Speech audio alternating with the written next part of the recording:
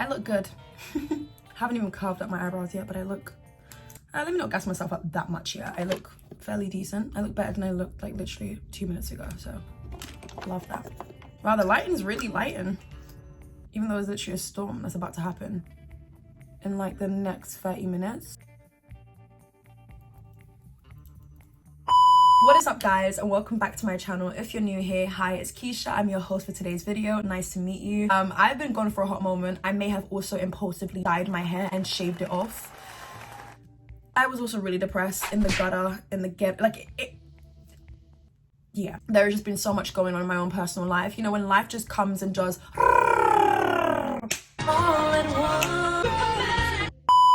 Literally though, life hit me all at once, and you know, I'm not gonna come and fake it and pretend I'm okay. A bitch was depressed and sad. I'm not saying that to try and be hashtag relatable, because bitch, F that. Nobody got time for that. When life really comes and hits you, it's like challenge mode. Do you take it or not? And I didn't. I was literally willing to be sad forever. But then I was like, no, I have life to live. I'm only 21.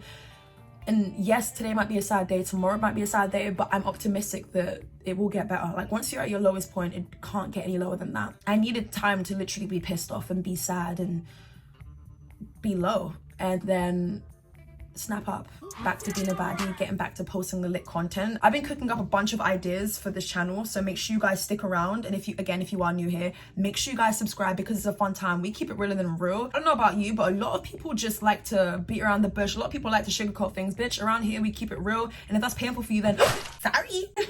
We're gonna be talking about Inside the Mind of Cassie Howard. So now I'm telling you, it isn't worth it. He isn't perfect. No more, no more, no more. You know that we've been here before.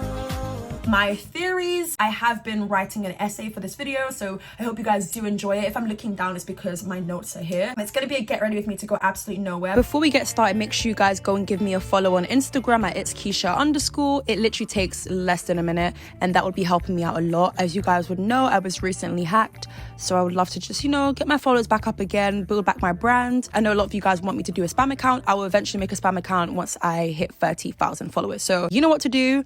I'm gonna be following people back and of course DMing people. So yes, let's just get started. I'm gonna start off by saying that this video hasn't been created to justify Cassie's actions or wrongdoings, but I think by taking a step back to analyze shit, you would actually find a lot of people have been Cassie or know a Cassie. Because this is the internet, I have to keep on re-stressing my point that I do not support Cassie's behavior not once throughout this entire season. And I know a lot of people have selective hearing on the internet nowadays, so I hope that that was loud enough for you guys. This video is just basically a deep dive into maybe some of her decisions. Maybe we might get a better gauge of why she acts the way that she does. I do believe behind every single human being, there's always a reason as to why they are the way that they are, right? What was I gonna say again? I'm not really good at doing voiceovers, but I'm trying to get used to doing, you know, new stuff and trying things, just like Cassie tried Nate. Anyways, because I went to an all-girls high school, if I haven't stressed that enough on this channel, a lot of the girls were very similar to Cassie, you know? And this video is not to be a judgmental video. I'm not going to be judging the way people go about or live their life. I'm gonna just keep it real with you guys, okay? Cassie's my girl. Like, every time Cassie is doing something stupid though, I will say, Cassie, bitch, pick yourself up. This is embarrassing. I cannot believe my eyes. Are you not embarrassed? Because I know I am for you. I don't know what it is about Cassie. I don't know why the loyalty is there. I promise you she's not paying me. I see the best for her that she clearly can't see for herself. And that's something that I've noticed within a lot of people. Sometimes you're rooting for someone a little too hard and they're not even rooting for themselves. They're just kind of going along with the flow kind of thing. Or they've lost their self-love. They've lost their self-value, you know? And as humans, I feel like you should have a lot of, like, hold yourself highly. And I get it's easier said than done. But for me personally though, I'm just like, Cassie is my girl. I feel like if you were to ask me who the best actor is and who the best character is, two different. Because Nate isn't my favorite character for obvious reasons. I do not tolerate sociopaths, abusers, and people who have to make other people feel low because they feel low. No. I will say, Nate's acting, bitch, I'm gonna need an Emmy. I'm gonna need an Oscar. Like, any scene that he's in, it makes me cruel. Like, it makes my skin cruel. To the point where it's like, do I hate this guy in real life? And I'm like, no, because in real life he's a sweetheart. he just needs to stop dating every single co-worker. I mean, if that's the case, maybe we should do movies together. Nate is my favorite actor from the entire show, I'll be honest with you. Favorite character though, I feel like Maddie's grown on me in this season, because the first season I wasn't like obsessed like everybody else was. You better be joking. I definitely am like liking her a lot more.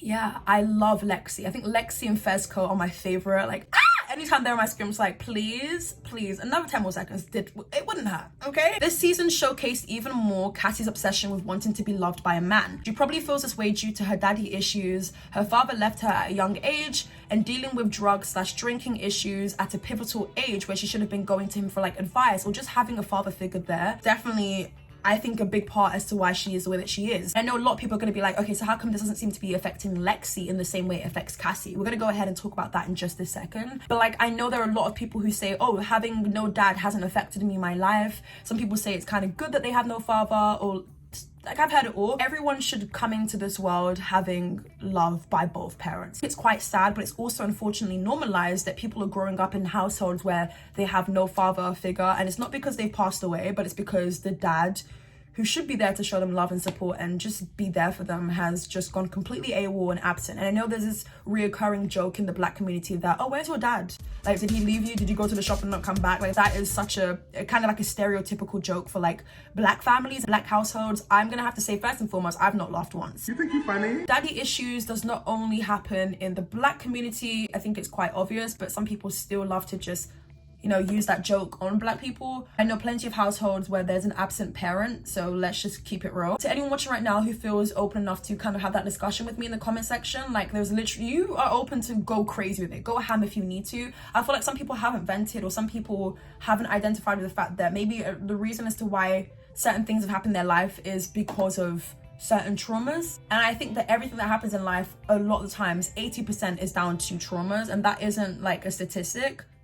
It could even be higher. People always saying stuff like, you young ones don't know you're born. I feel like this is said by every old person ever, underestimating the pressures and hells of modern teenage life. Now, I'm not gonna take away from the fact that my mother and my father probably had their own issues, but like, my thing is, remember that you struggled as a teenager. Like, nobody has had a perfect peachy teenage life. And if you have, then congratulations. Everyone struggled before. Everyone's had issues with trying to work out who they are. Bitch, I'm trying to work out why I've been put on this planet, and I'm trying to work out what's next. Do you know what I mean? Can I get an amen? I just find it quite annoying more than anything, because I was hit with that when I was younger. It was like always, oh, stop crying, stop slamming doors, or stop disrespecting your parents. And of course, like, in the grand scheme of things, not being a teenager anymore, I kind of laugh at certain moments because it really wasn't that deep. But then there were times where it was that deep. There were times where, no, I'm trying my best to fit in, because during your high school years, I don't know about you, babes, but for me, going to an all-girls school, it was all about fitting in. And if you didn't fit in, then you would stand out, and then everybody will continue to bully you, criticize you, and, you know, pick on things that really shouldn't matter, especially when you're at the age of 13, 14, 15, 16, 17. Those are the times where you should be having fun and, you know, just come to terms with your sexuality, come to terms with your identity, come to terms with what you like, what you dislike. And the reason why I bring this up is because Cassie in the show is meant to be 18. I would say these issues stemmed from such a young age of her adolescence. That's why I'm kind of bringing that up, to let you guys know that she was going through like a lot of like issues at home with her parents, and of course your environment does matter. I don't feel like you should let that affect you as a character. I don't feel like that should be a reason for you to be mean to other people, but that often enough is the reason for why people treat other people like crap when they're going through crap at home. Home should be a sacred, safe environment for you, but a lot of people avoid going home because they don't want to see their parents argue. They don't want to see their father losing it, just abusing drugs and just spiraling out of control. It's so sad, and I think that's why I really like Cassie's story, is because it's very real for a lot of people. And like I mentioned earlier, you may be the Cassie, or you most likely know a Cassie who is really going through it and is turning to men for validation. I know plenty of instances where even at the age of 13, 14, I was around people, the wrong crowd, to be honest with you, and a lot of them would be seeking validation from guys. And although I didn't go to a mixed school, there was like this school not too far from mine, and it was like, if I tell you guys some of the moments that happened, it was just like really sad, because no one needs to be doing that. It shouldn't be important to you. I feel like she's never really had the attention from her mother in the way that a mother should be for their child. I feel like in the first season, the mother was very much giving we're friends kind of vibe. In season 2, I feel like we get to see the mother being more of a mother and taking on that role. Yes, she does have her fun, and I like her. I really do like her, especially when she said, like, when Cassie was just Cassie is really annoying, okay? When the mother was like, I'm trying to watch Millionaire Matchmaker, and Cassie was like, but what about me? It's just like, girl, move. Reading a lot of the online conversations, I see people saying that Cassie needs to be more like her sister Lexi, who seems to be handling things well, super smart, and overall just focused on goals. In the first season specifically, well, the moments where we could actually see Lexi, she's portrayed as this loyal friend to Rue who will always have her back but will also tell Rue how it is. She carries herself in such a sophisticated way. Many ask, did her dad even leave her? If she's doing this okay? Everyone handles trauma differently. Whilst Cassie may be very open about the fact that she's going through it, some people are not like that. I just don't like the comparison. Lexi could be doing her very best to pretend that she's okay and put on a brave face for her sister and her mother. And yeah, I know like Lexi's really into like writing and stuff like that, so I do believe that in the upcoming episode that we have, I believe it's the play, I do believe that Lexi will be able to put all of her traumas into that in a way. Lexi will do it in a very strategic way, so we will see how that episode plays out. Most people would say Cassie shouldn't focus on guys and pay more attention on school. Speaking of school, these bitches be going to school with the tiniest of handbags. Bitch, you can't even fit stationery in there. Where's the pen gonna fit? Like, the only thing they probably carry in their bag is literally their phones. I really kind of wish that we saw them in their class. I know in season 1 we did see them in class, but like, what were they even learning? What homework were they doing? Bitch, where's books? What grade are they getting? Who is the smartest? Who isn't smart? Focus on school instead of focusing on dick. I know that in the first season, Cassie had gone through it. She had literally had an abortion. She thought that she was going to be in a relationship forever with McKay. Where the hell is McKay? Like, my thing is, are we not going to see him again in season? We're not going to see McKay again. What happened though? Because I kind of want to know, was there more to the story? Did he get into college? Are we watching the same show? What's going on here? Like, Well, don't just show up at a party and then be absent. Like, you and Nate were very much close, so what happened? Like, I want to, where is McKay? Is he part of the cast? Like, is he getting paid? It's Black History Month. A lot of people are saying that Cassie should get back to skating, which seemed to bring her pure joy at one point. But what many need to understand is something that was once your everything and made you feel the happiest can instantly do a 180 and you can start to resent it. In this case, it could be that her father used to take her to practice and that was their tradition. And now that he's absent from her life, she doesn't feel this pleasure of doing any sort of activity. I know what it feels like to love something at one point and then to immediately hate it due to like trauma. Okay, so I'm gonna go ahead and call all my nines. So yeah. As soon as she saw that life would be different for her, she went seeking validation and approval from douchey, trashy, low-barrel men who didn't really care for her. And I think that's the saddest part about it all. I feel bad for her. I really do. And I know in those kind of situations, people are like, oh, don't feel bad for me. There's nothing wrong with me. Like, literally nothing wrong with me. She's a helpless romantic. I don't feel like Cassie and McKay were really fitting. I feel like McKay had his own things to be working on. And I feel like Cassie just settled and settled and settled. I believe Cassie doesn't like to be single. I believe that Maddie likes to be in love as well. And because they were so close with their friendship and because they confided in each other when it came to a lot of things, I feel as though, I don't know, I feel like Maddie and Cassie don't know how to be single, or they fear that so much, and it's like there's nothing wrong with that. Cassie is having an identity crisis as we speak. She's looking for love from all the nearest things, aka Nate Jacobs, who we all know as a dark, psychopathic teenager. First and foremost, let's be honest here. The 17, 18-year-olds in America are very different from 17, 18-year-olds here in the UK. I don't know what you guys be eating over there. I don't know what's in your bread. I don't know what's in your soup. I don't know if the rice is starchy. I don't believe Cassie was intentionally trying to ruin Maddie's life. Maddie had not done anything in particular to her. In the first episode of season 2, Cassie was coming to terms with the fact that her life had been chaos and she was just ready for like a new year. Number one, getting based on what her partner at the time, McKay, expressed to her, which was along the lines of him needing more time to focus on them, living their life, doing football and being young. I'm pregnant. For real, like you're 100% pregnant? Yeah. You're not really thinking about having this kid, are you? I really love you, McKay. Yeah, I love you too, but I'm doing a lot of shit right now. I'm in the middle of school right now. It's a big fucking responsibility, Cassie. What if this is what I'm supposed to do with my life? So, Cass, I don't even think you want to have this baby, okay? I don't know if that's selfish to say or whatever, but children are fucking scary. I'm not saying I'm gonna have a baby.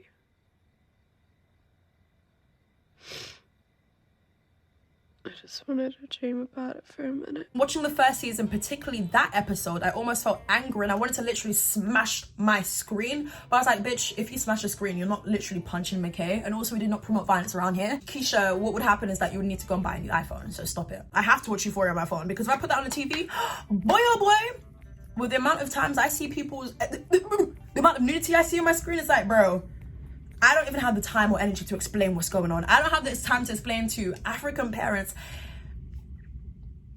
everything is not what it seems.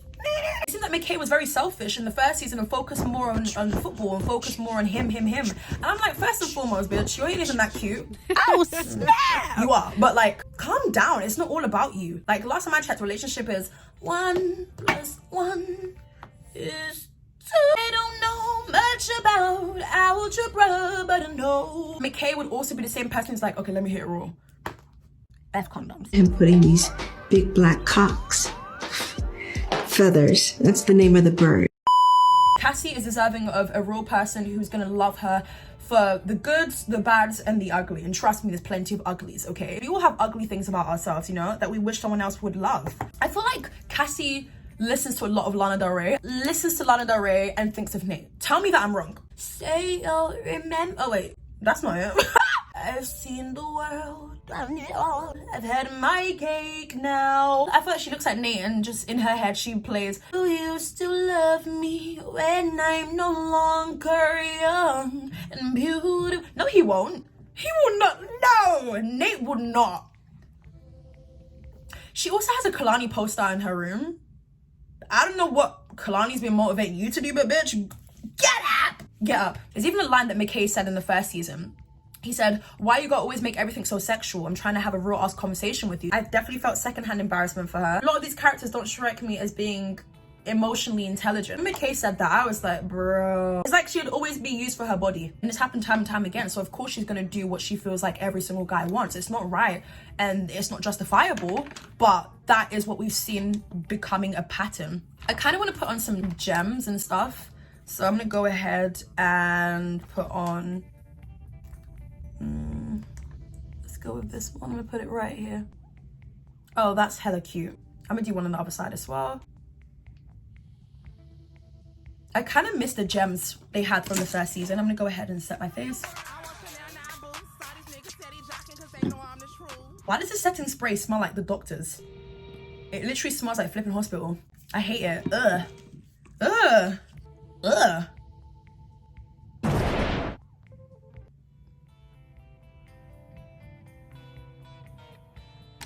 Okay, bitch, I look too good. I look too good. You guys are gonna be seeing this look on my Instagram. You need to sit down in a room with your feelings and really let it out. Cassie believes that she can change Nate. I'm tired of women constantly saying they can change a man because the truth is you probably can't. And if you feel like you've changed him, no, just done a better job at hiding the thing that we don't like. You know, like for instance, when it comes to someone being a cheater, I'll be very real with you. There are some instances where people can change. And I do believe that if you are living and breathing and you have blood running down your veins, you can change for sure.